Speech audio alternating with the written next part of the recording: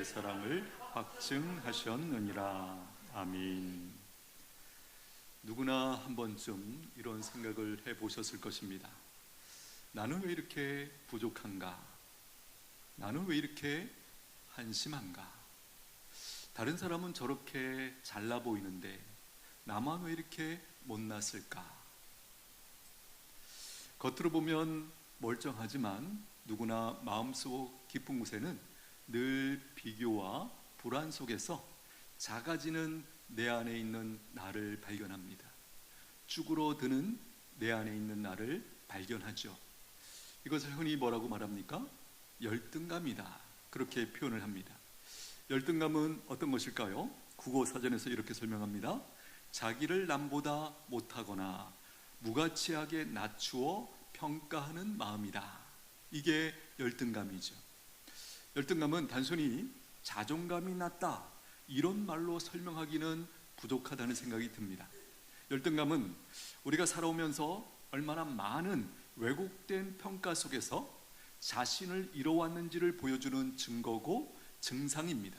예를 들면 많은 경우 우리 부모님들이 자녀들을 양육할 때 비교하면서 키우셨죠. 우리는 어떻습니까? 우리도 우리 자녀들을 그렇게 키우고 있습니다. 그러고 보면 이런 방식은 대대로 계속 반복되어 왔다라는 생각이 들어요.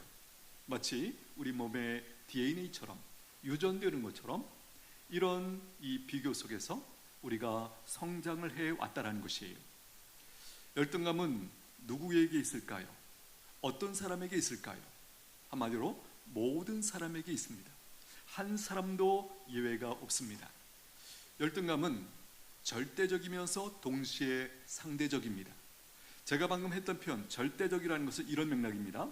타락한 모든 인간들, 죄성을 가지고 태어나는 모든 사람들에게 다 있다라는 것이에요. 그런 면에서 절대적입니다. 이런 맥락에서 열등감이 전혀 없는 사람이 있을까? 말씀드린 것처럼 없습니다. 없는 것처럼 보일 수 있습니다.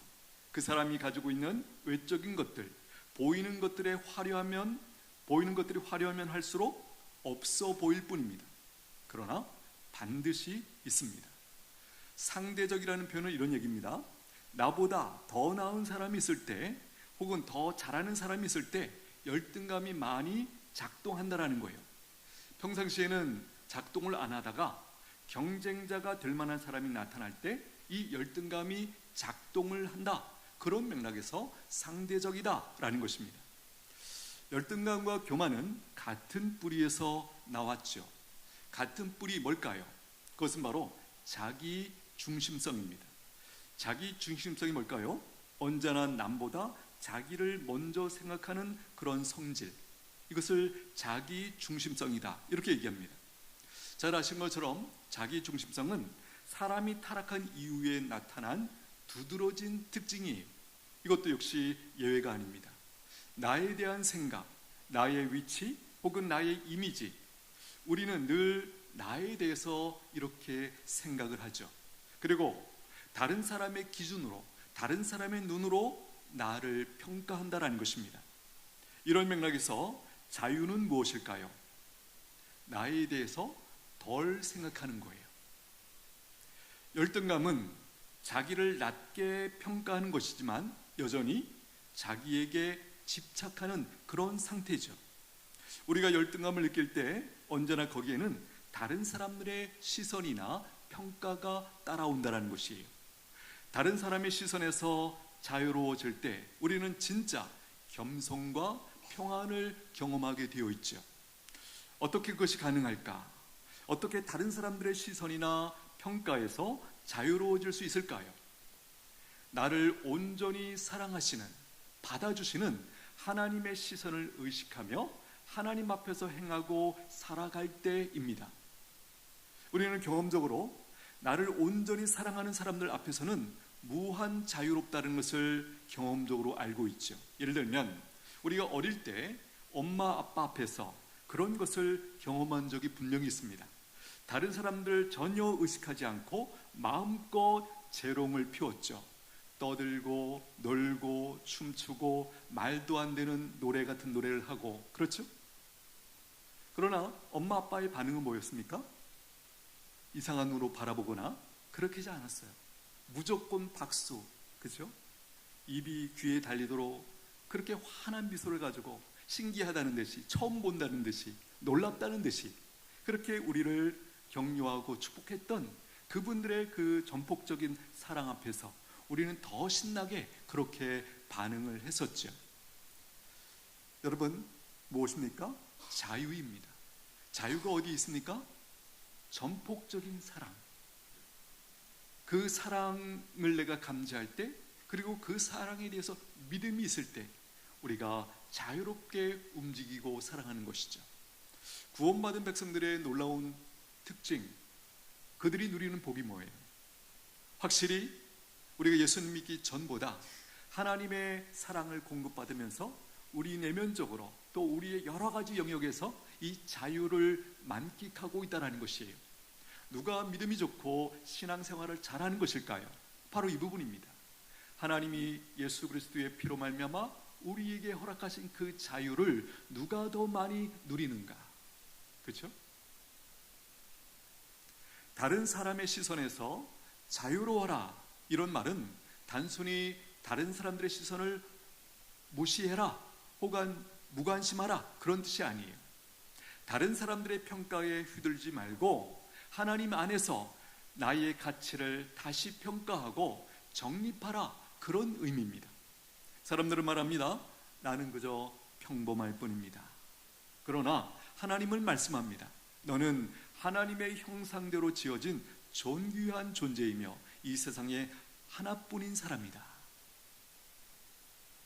이 사실이 우리에게 들려지게 되기를 축복합니다. 너는 하나님의 형상대로 지어진 존귀한 사람이다. 이 세상에 하나뿐인 사람이다. 이 말씀은 우리 안에 있는 고귀함을 일깨워주지요. 왜 사람이 고귀한지, 내가 고귀한지 깨워주는 말씀이 바로 이 말씀이에요. 기억하십시오. 우리는 누군가와의 비교를 통해서 나의 가치를 평가하고 결정하려고 하지만 하나님은 처음부터 나를 충분히 가치 있는 존재로 창조하셨다, 이렇게 말씀하십니다. 열등감에서 벗어나기 위해서 우리에게 필요한 것은 절대 진리를 알아야 됩니다. 절대 진리 무엇입니까? 방금 앞에서 인용했던 말씀이죠. 하나님은 처음부터 나를 충분히 가치 있는 존재로 창조하셨다라는 것이에요. 진리를 알지니 진리가 너희를 자유롭게 하리라. 하나님을 진실하게 바라보면, 하나님께 온전히 집중하면 우리는 더 이상 자기 자신에게 집중하지 않게 됩니다. 예를 들면 성령 충만한 상태가 어떤 거죠? 바로 이런 거죠.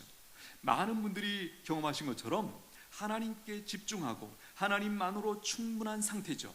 그때 거기서 우리는 자유함이라는 것을 충만하게 경험하게 됩니다. 예를 들면 아기를 바라보면서 웃지 않는 사람은 거의 없죠.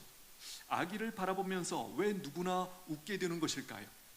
그 순간만큼은 자기 자신을 생각하지 않기 때문이에요. 그 귀여움, 이쁨, 또 순수함, 아름다움에 완전히 빠지는 것이죠. 이렇게 완전히 빠지고 몰입할 수 없는 시간, 그 대상, 여러분 사실 이런 경험이 사실 우리 가운데 많지 않아요. 내가 완전히 빠져서 나를 완전히 잊을 만큼의 그런 상황들, 그런 순간들 어떻습니까?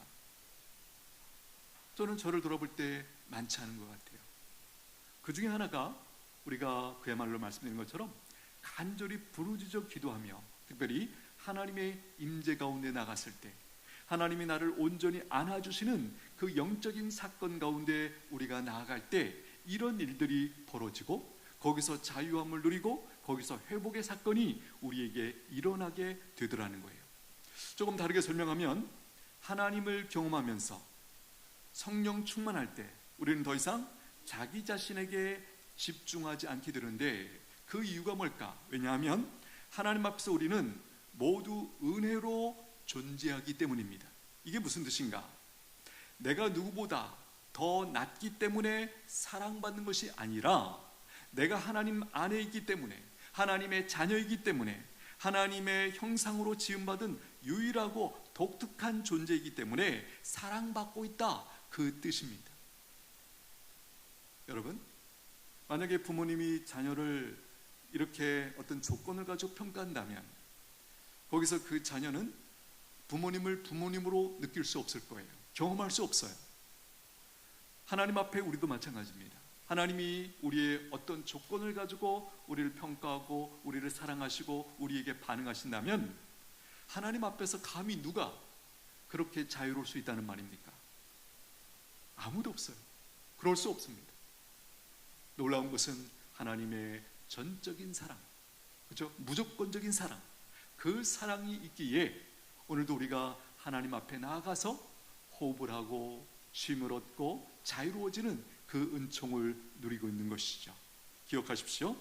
우리의 가치는 우리의 성취나 능력에 있지 않고 예수 그리스도를 통한 은혜 안에 있다는 사실을 하나님은 우리를 있는 그대로 받아주십니다. 믿으십니까? 이 사실을 믿으십시오. 내가 다른 데는 몰라도, 그 누구에게는 몰라도 하나님 앞에 믿음으로 나아가면 그분이 나를 온전히 받아주신다, 나를 용납하신다. 열등감의 정체는 무엇일까요? 잘못된 시선과 비교의 결과입니다. 세상은 끊임없이 우리에게 말합니다. 너는 더 나아져야 돼, 더 예뻐져야 돼, 더 성공해야 돼, 더 가져야 돼, 더 인정받아야 돼. 그러나 하나님은 말씀합니다. 지금 현재 있는 그 모습 그대로 충분하다고, 아름답다고, 괜찮다고, 귀하다고, 잘하고 있다고 하나님께서 우리에게 응원해 주십니다. 이 주님의 음성을 듣게 되기를 축복합니다. 기억하십시오. 하나님이 우리를 바라보는 시선은 세상의 기준과는 전혀 다르다는 사실을, 하나님의 시선은 언제나 조건 없는 사랑과 은혜입니다. 우리는 자주 다른 사람과 비교하면서 지치죠. 왜 이렇게 지치는 것일까요? 비교는 우리 안에 있는 기쁨과 감사와 에너지를 죽이기 때문이에요. 우리가 자신을 누구보다 낫거나 못하다고 판단하는 것은 한마디로 말하면 악한 죄입니다. 왜입니까? 하나님께서 우리를 보시는 관점을 무시하는 것이고 거절하시는 것이기 때문입니다. 그때 어떤 일이 벌어지는가? 우리 안에 하나님이 주신 고유한 은혜와 고유한 가능성을 발견하지 못하고 잃어버리게 됩니다. 내 안에 하나님께서 주신 그 가능성들, 나를 통해서 이루시고자 하는 하나님의 놀라운 뜻들, 그런 것들이 내 안에서 발견될 수 없어요. 사장됩니다. 작동할 수 없다라는 것이. 열등감은 나를 작게 만들고 하나님의 계획까지도 작게 보이게 만들어 버립니다. 나를 향한 하나님의 계획이 작게 보이면 결국은 무슨 얘기입니까? 하나님이 작게 보인다라는 거예요. 하나님이 작게 보이면 어떻게 되죠? 내가 그분을 의지하고 그분 때문에 우리가 마땅히 누려야 할 그 은혜들을 우리가 받을 수 없습니다. 그래서 하나님께 온전히 나가고 하나님께 전적으로 나를 의탁하고 하는 일들이 실패하고 말죠. 그래서 엉뚱한 것들을 찾아갑니다. 그것들을 의지하지요. 결론은 무엇입니까? 당연히 그곳에서도 우리가 원하는 것을 얻을 수 없습니다. 온전히 우리가 기대하고 우리를 온전히 받아주는 존재는 오직 하나님밖에 안 계세요. 다른 곳에서 우리의 문제 해결책 찾을 수 없습니다. 오직 하나님 안에서만 우리가 그토록 원하는 그것을 얻게 되는 줄로 믿습니다. 하나님은 이렇게 말씀합니다. 이사야 43장 말씀 띄워주십시오. 같이 읽겠습니다. 시작. 야곱아, 너를 창조하신 여호와께서 지금 말씀하시니라. 이스라엘아, 너를 지으신 이가 말씀하시느니라. 너는 두려워하지 말라. 내가 너를 구속하였고 내가 너를 지명하여 불렀나니 너는 내 것이라. 이 과정을 잘 보십시오. 왜 우리를 구속하셨을까요? 왜 하나님께서 나를 지명하여 부르셔서 내 것이라고 삼아주시고 내 것이라고 이렇게 선포해 주신 이유가 뭘까요?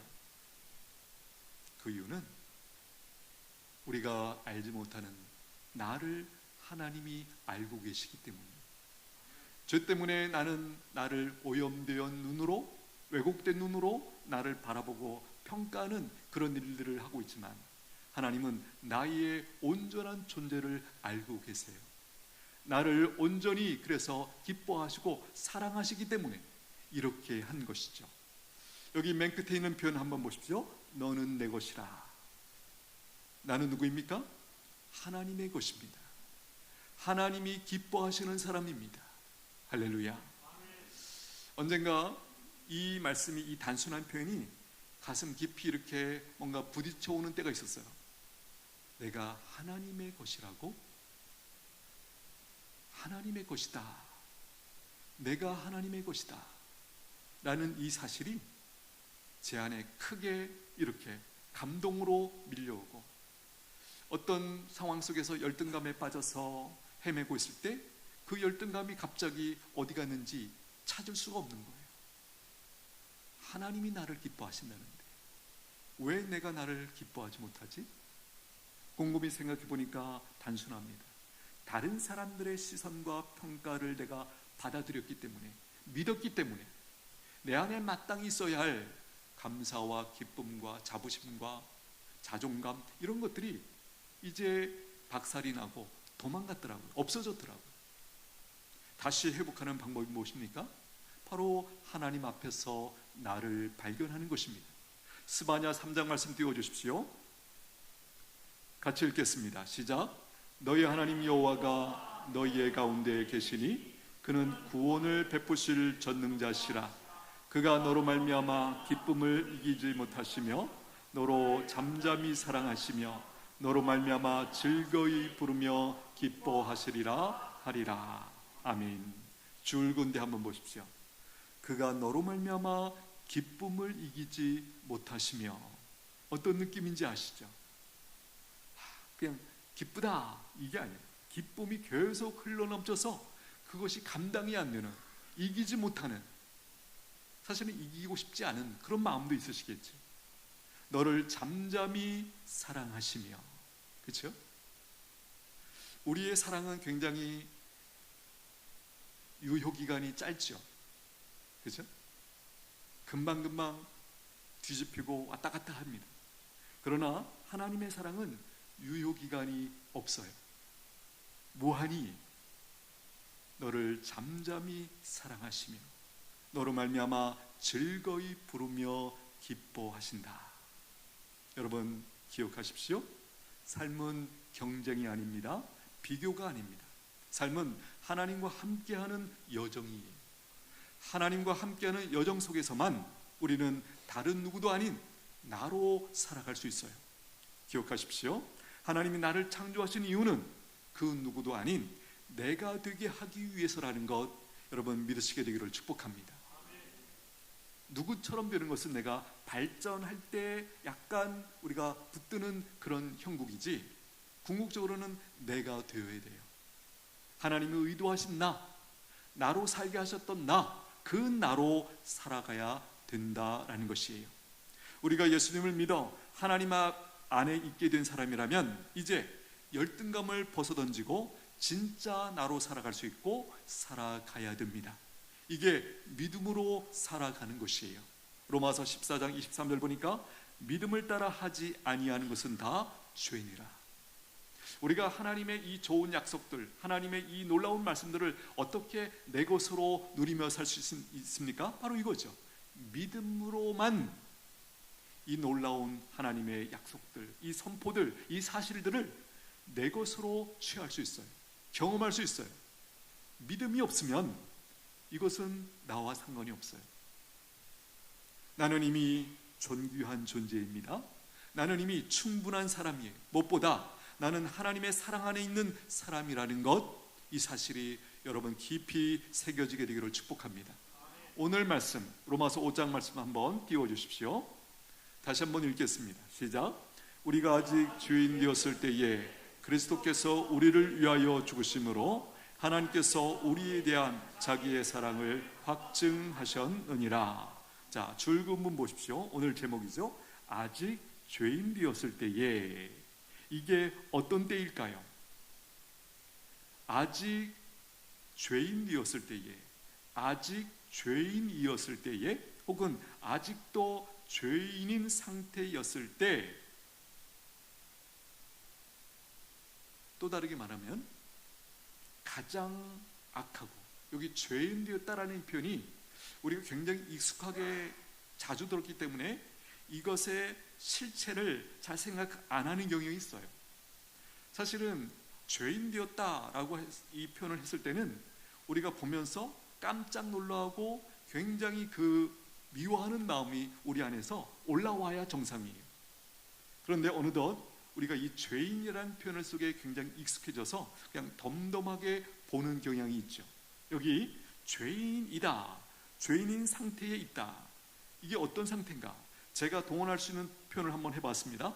가장 악하고 나쁘고 못나고 왜곡되고 더러울 때에도, 그런 말이에요. 열등감에 찌들어 있을 때에도 그리스도께서 우리를 위하여, 하나님께서 우리에 대한 자기의 사랑을 확증하셨느니라. 그리스도께서 나를 위하여 죽으심으로 하나님께서 나에 대한 자기의 사랑을 확증하셨다, 실증하셨다, 나타내셨다, 증명하셨다라는 것이에요. 여러분, 어떤 사랑으로 확증해 주셨습니까? 그것도 가장 큰 사랑으로, 최고의 사랑으로 우리를 사랑해 주셨습니다. 그 증거가 무엇입니까? 그리스도께서 우리를 위하여, 나를 위하여 죽어주신 그 사건, 예수님의 그 십자가의 죽음, 그리고 그 부활, 이것만큼 하나님의 나를 향한 사랑을 가장 크게 증거하는 그 증명은 없다라는 것이, 이것으로 하나님께서 우리에 대한, 나에 대한 자기의 사랑을 확증해 주셨습니다. 여러분, 이 사실을 믿으시게 되기를 축복합니다. 이것을 믿으며 살아가십시오. 빼앗기지 마십시오.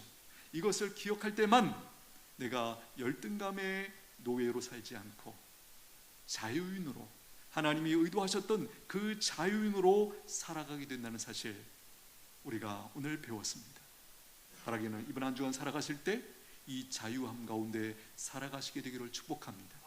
여러분 마음 깊은 곳에, 여러분의 마음 깊은 곳에 여러분들도 의식하지 못하는 상태에서 찬양이 흘러나오는 그 승리가 있게 되기를 축복합니다. 우리 한번 같이 기도하겠습니다. 하나님은 우리가 열등감이나 교만한 상태로 살지 않고 자유함 가운데 살기를 원하십니다. 하나님께서 존귀하게 창조하신 대로 나로 살기를 원하십니다. 이렇게 기도하면 좋겠습니다. 하나님, 열등감이 타락한 이후에 죄성을 가진 모든 사람에게 나타나는 모습이지만 이제는 내가 예수님 안에 있기 때문에 자유인으로 고유한 나로 살아가게 하여 주시옵소서. 우리 한번 같이 잠시 기도합니다.